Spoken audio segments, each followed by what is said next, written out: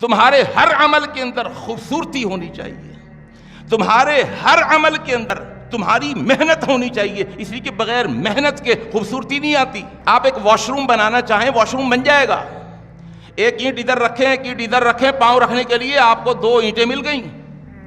نیچے کوئی سی بھی WC لگا دیں، کچی دیواریں ہوں، آپ فرش پر پلستر بھی نہ کروائیں، بے شک وہاں بھی وہ آپ کا واش روم بن گیا، لیکن اس میں محنت نہیں ہوئی، اس میں کوئی خوبصورتی نہیں آئی، اس کے اندر حسن پیدا نہیں ہوا۔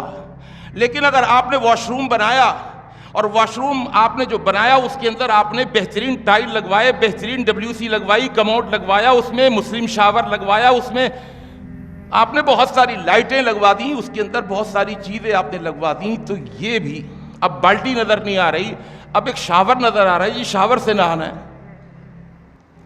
تو ایک خوبصورتی آ گئی۔ دونوں میں فرق ہے بڑا۔